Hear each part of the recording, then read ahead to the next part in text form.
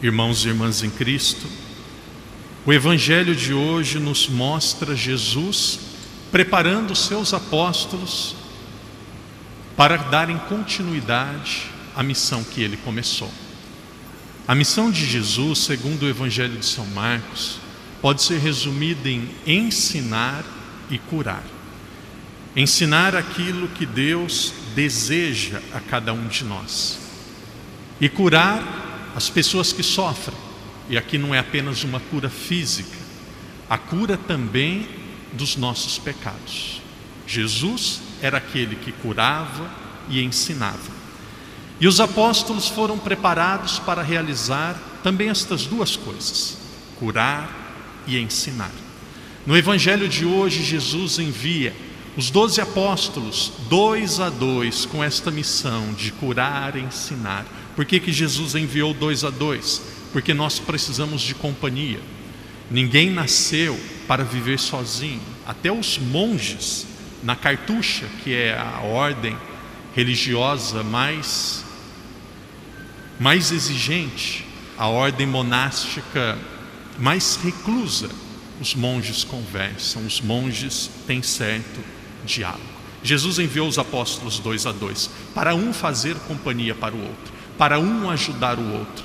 Por isso que a Sagrada Escritura nos diz: quem encontrou um amigo, encontrou um tesouro. Todos nós, em alguns momentos da nossa vida, vamos precisar de um ombro amigo, vamos precisar de uma pessoa para estar ao nosso lado. Sabe qual é um dos maiores e mais eficazes meios para nós curarmos o coração das pessoas? A nossa capacidade de ouvi-la. Conversava ontem com um jovem, e esse jovem, daqui a pouco o padre vai falar mais sobre colégios, sobre educação, mas esse jovem, ele contava para mim a situação que ele vive no colégio. Ele dizia: padre, as famílias têm muitos problemas, muito pai tem um relacionamento fora do casamento, a mãe tem outro relacionamento, o filho usa drogas, e eu sou católico, eu estou no colégio, padre, são tantas crianças, tantos colegas de turma que vêm comigo conversar, que vêm falar comigo.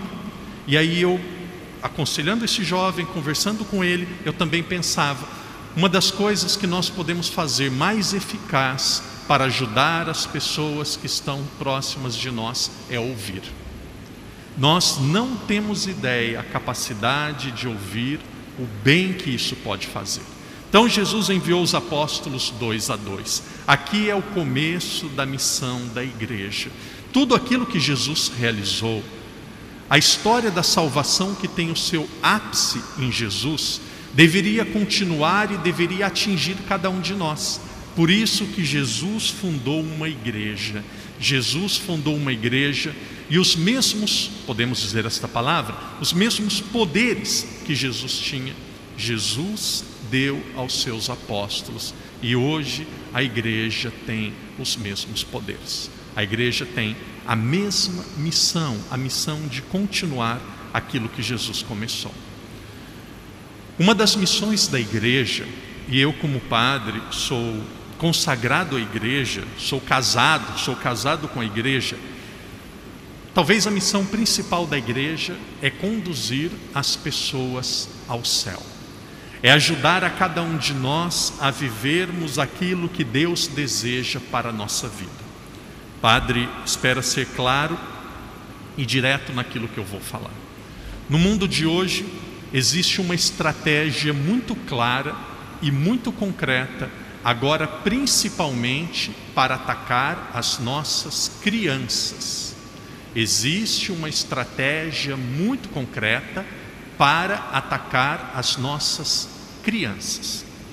Ouvindo um padre no Brasil, padre de uma cidade média no Brasil, uma cidade talvez de mais ou menos 300 mil habitantes, padre dizia assim: 2 pais vieram me procurar chorando na sacristia da igreja, ou uma sala de aconselhamento, dizendo a seguinte história: padre, nós estávamos em casa, na sala, mas o nosso filho estava com a porta do quarto aberta, enquanto ele conversava com a namorada. E conversando com a namorada, eles diziam assim: nós aprendemos na escola que agora esta ideia de namoro, de relacionamento, um homem com um homem, isso já é ultrapassado, isso é retrógrado, isso é da idade dos nossos avós. Agora o normal é um menino com uma menina e outra menina junto, ou um menino com um menino e outro menino junto. Parênteses, desculpa se alguém se escandaliza ouvindo isso. É isso que muitos dos netos de vocês ou dos filhos estão ouvindo. O que é melhor, vocês aprenderem com o padre como agir ou deixar eles serem destruídos nos ciclos de relacionamento ou talvez até num colégio? Então a minha missão como padre é essa. Minha missão não é ser popular, a minha missão não é ser simpático, a minha missão é ajudar vocês a irem para o céu, a educarem bem nossas crianças. E aí depois o pai pegou e chamou o filho, o pai ou a mãe chamou o filho: que história que é essa que você estava conversando? Não, nós recebemos este texto no colégio, um colégio particular, um colégio caro, nós recebemos esse texto da psicóloga. Agora nós temos que estar abertos a multirrelacionamentos, a relacionamentos que mostram a poliforma de amor, amor entre 3 pessoas que vivem juntas. Existe uma grande rede de hambúrguer, de sanduíche do mundo todo, estava fazendo essa propaganda também. Existe algo muito forte, em Portugal isso é muito forte, também está chegando em Macau, no Brasil também é muito forte, que dizem assim às nossas crianças, dizem também aos adultos: você não é menino, você não é menina, você é um ser, e lá no futuro você vai poder escolher. E aí o que acontece? E aí muitos psicólogos, educadores vão entregar para o menino uma boneca. Ah, você brinca com boneca, agora você começa a usar a cor de rosa, você começa a fazer isso para você ter opções e no futuro você começar a escolher o que você quer. E ontem eu assistia, algumas crianças também fizeram uma propaganda, criança de 6, 7 anos no Brasil, elas dizendo assim: o nosso Deus não erra. E o menino dizia: o nosso Deus não erra, eu fui criado menino e eu sou menino. E a menina dizia: o nosso Deus não erra, eu fui criada menina e eu sou menina. Queridos pais e avós, fiquem de olho com aquilo que os seus filhos estão vendo no telemóvel, com aquilo que os seus filhos estão aprendendo.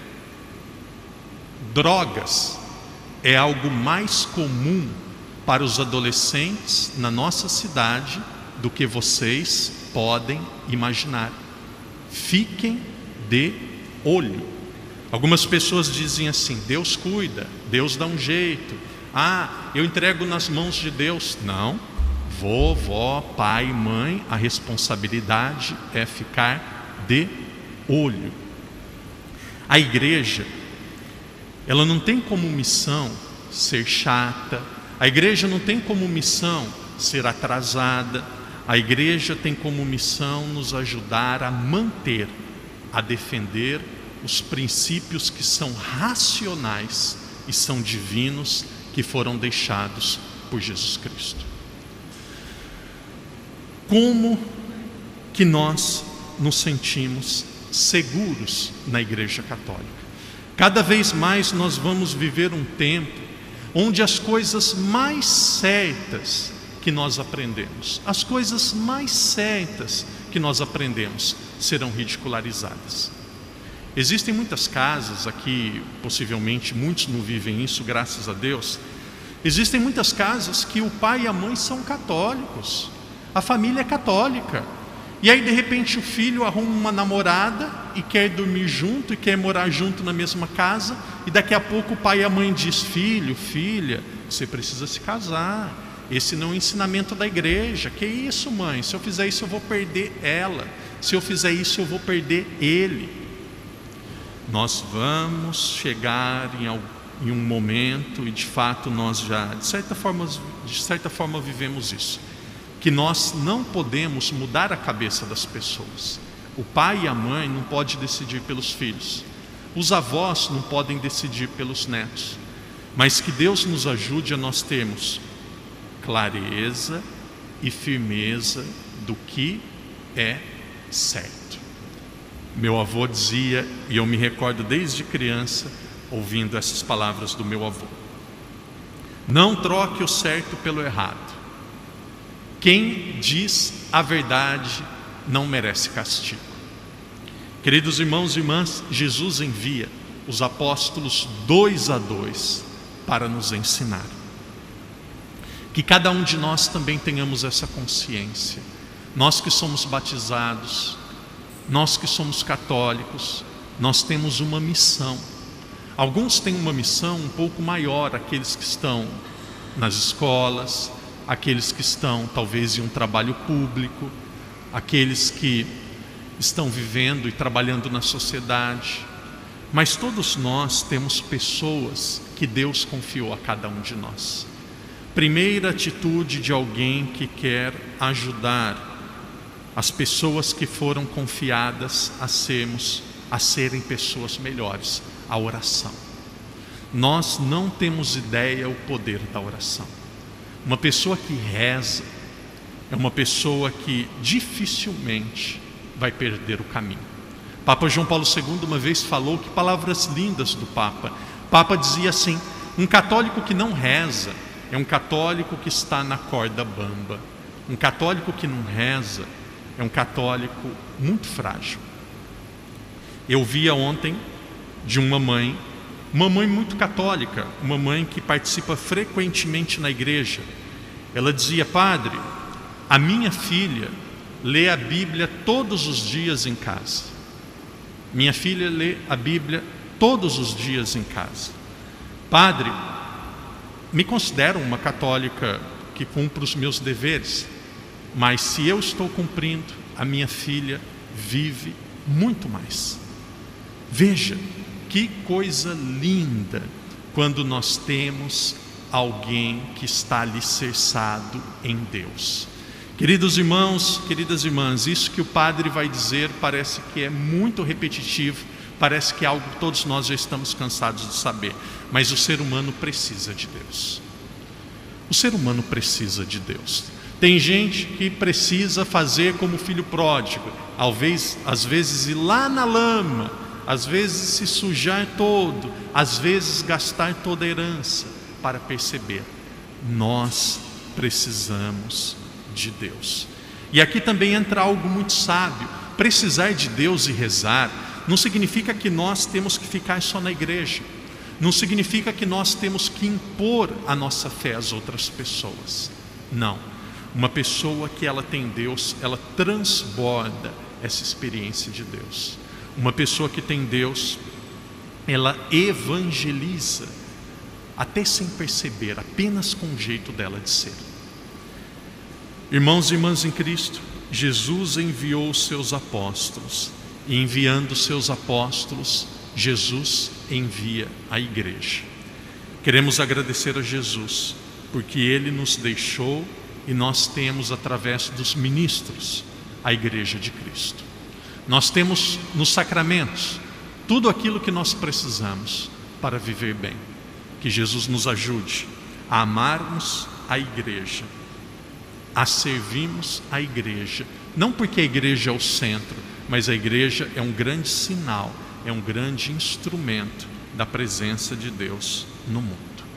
Quando nós voltarmos para a nossa casa, quando nós voltarmos para a nossa missão, vamos lembrar estas palavras de Jesus. Jesus enviou os apóstolos 2 a 2. Hoje Jesus envia cada um de nós.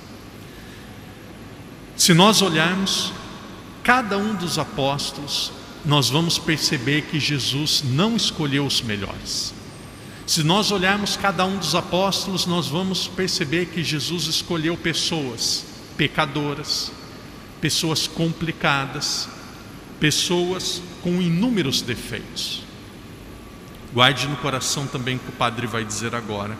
Através do Espírito Santo, Deus tem o poder de transformar os nossos defeitos em dons. Cada defeito, cada pecado, cada tendência que nós temos, existe dentro desta realidade um grande dom de Deus que está escondido. Por exemplo, São Pedro, refletimos só sobre São Pedro, depois o padre encerra a reflexão. São Pedro, por exemplo, São Pedro era uma pessoa agitada. São Pedro era uma pessoa impulsiva. Vamos talvez ver um ou dois exemplos. O que aconteceu com São Pedro? São Pedro era uma pessoa impulsiva. Quando ele recebeu o toque de Deus, ele deixou de ser impulsivo e se transformou em um grande líder, se transformou em uma grande referência. O exemplo de uma mulher. Nós temos Maria Madalena. Maria Madalena era uma pessoa, em algumas passagens, possivelmente era sobre ela, era uma pessoa que teve vários maridos, uma pessoa que foi prostituta, uma pessoa que estava muito machucada na sua sexualidade, na sua parte afetiva, no seu corpo. Deus, quando tocou Maria Madalena, esse problema de afetividade, esse problema afetivo dela, se transformou em um dom, o dom da contemplação, o dom da mística. Todos aqueles que são impulsivos, com o toque de Deus, se tornam grandes líderes. Todos aqueles que são sensuais e manchados na sua afetividade, quando são tocados por Deus, se tornam em grandes contemplativos. Atrás de cada problema, de cada tendência, de cada pecado que nós temos, nós também trazemos um grande dom escondido, que é exemplo dos apóstolos. Nós nos abramos para Deus transformar os nossos defeitos e pecados em grandes dons. Que Deus nos ajude, a exemplo dos apóstolos, a sermos uma igreja em missão, uma igreja em saída, sem brigar e sem arrumar confusão com ninguém, mas que Deus nos ajude a sermos muito firmes, muito claros naquilo que nós acreditamos. De uma forma muito especial, rezemos pelas nossas crianças, adolescentes e jovens. E eu, de uma forma muito especial, rezo aos pais e educadores, que vocês não sejam covardes, não sejam medrosos e tenham a sabedoria e a força para cumprirem bem a missão que Deus lhes confiou.